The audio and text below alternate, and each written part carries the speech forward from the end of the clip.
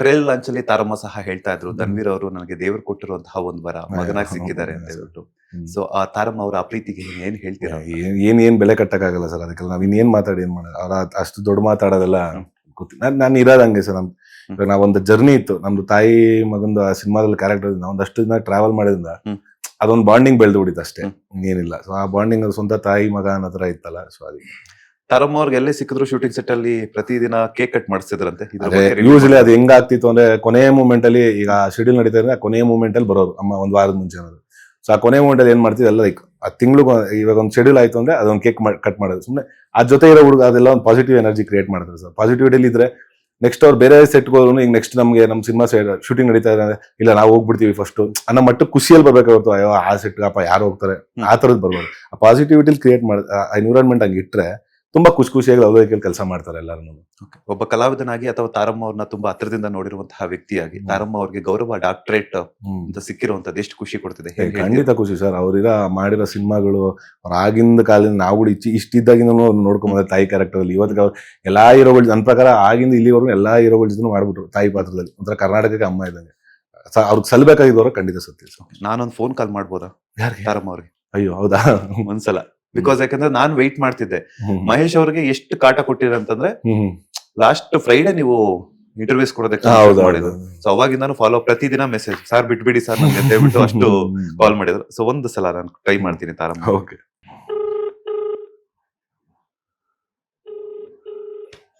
ತಾರಮ್ಮ ನಮಸ್ತೆ, ಹೇಗಿದ್ದೀರಾ?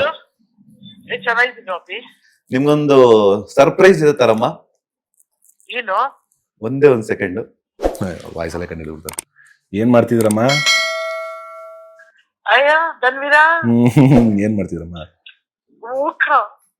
ಇಂಟರ್ವ್ಯೂ ಏನೋ ಸರ್ಪ್ರೈಸ್ ಕಾಲ್ ಅಂದ್ಬಿಟ್ಟು ಮಾಡ್ಕೊಟ್ಟವ್ರು ನೋಡಿ. ಇಂಟರ್ವ್ಯೂ ನಡೀತಾ ಇತ್ತು, ಇಂಟರ್ವ್ಯೂಲಿ ಸರ್ಪ್ರೈಸ್ ಕಾಲ್ ಅಂದ್ಬಿಟ್ಟು ನಿಮ್ಗೆ ಮಾಡ್ಕೊಟ್ಟಿದ್ದಾರೆ. ಹೌದಾ? ಅಯ್ಯೋ, ಹೇಳ್ರಮ್ಮ. ಹೇಳು ಅಪ್ಪಿ, ಹೆಂಗಾಯ್ತು ಇದೆಲ್ಲನು?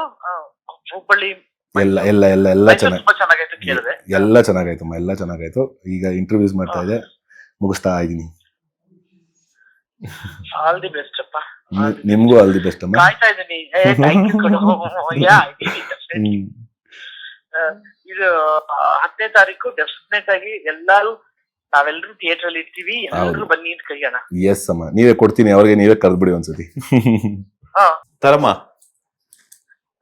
ಇಬ್ರಿಗೂ ಒಟ್ಟಿಗೆ ಇಂಟರ್ವ್ಯೂ ಮಾಡೋಣ ಅಂತ ಪ್ಲಾನ್ ಮಾಡಿದೆ, ಬಟ್ ಅದಾಗ್ಲಿಲ್ಲ. ಬಿಕಾಸ್ ಹಬ್ಬದ ಬಿಸಿ ಸ್ಕೆಡ್ಯೂಲ್ಸ್, ಹಾಗೇನೆ ಪ್ರಮೋಷನ್ಸ್ ವಿಚಾರ. ಸೊ ಈಗ ಒಟ್ಟಿಗೆ ಸಿಕ್ಕಿದಿರಾ ದೂರವಾಣಿ ಮೂಲಕ. ಏನ್ ಹೇಳ್ತೀರಾ ಕನ್ನಡ ಸಿನಿ ಪ್ರೇಕ್ಷಕರಿಗೆ? ವಾಮನ ನಿಮ್ಗೆಲ್ರಿಗೂ ಖಂಡಿತವಾಗ್ಲೂ ಇಷ್ಟ ಆಗುತ್ತೆ ಸಿನಿಮಾ.